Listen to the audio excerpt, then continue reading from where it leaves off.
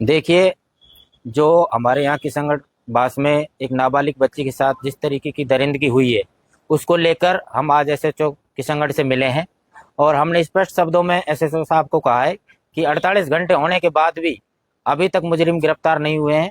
ना ही उनके परिवार से किसी को उठाया गया है, ना ही किसी रिश्तेदार को।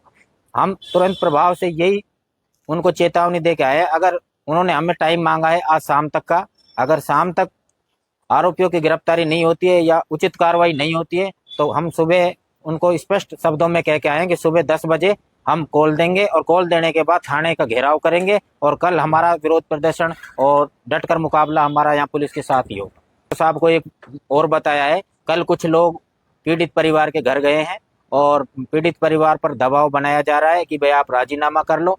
हमने कल एक एप्लीकेशन एसएचओ साहब को लिखित में भी दी है कि साहब जो लोग वहाँ मामले को दबाने के लिए गए हैं उन लोगों के खिलाफ पोस्को एक्ट में ही मुकदमा दर्ज किया जाए, क्योंकि आगे से कोई व्यक्ति ऐसा ना हो कि इस तरीके के मामलों में राजीनामा की कोशिश करे या पीड़ित परिवार को दबाने का काम करे। ये बिल्कुल बर्दाश्त नहीं होएगा।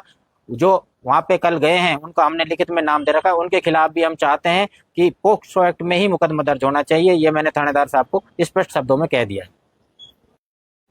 एससी समाज के ऊपर जो अत्याचार हुआ है उसके बारे में प्रशासन ने कोई एक्शन नहीं लिया है।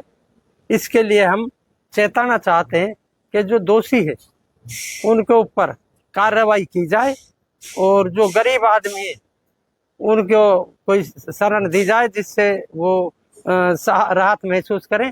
और जबकि 3 रोज हो गए अभी तक मुलजिम बाहर घूम रहे हैं लेकिन उनका अभी कोई गिरफ्तारी नहीं की गई। प्रशासन की तरफ से क्या कुछ आश्वासन है? प्रशासन की तरफ से आश्वासन दिया था 48 घंटे का, जबकि 48 घंटे हो गए कोई गिरफ्तारी नहीं हुई है। आज हम थानेदार साहब से मिले हैं तो उन्होंने कहा है कि हम शाम तक गिरफ्तार कर लेंगे।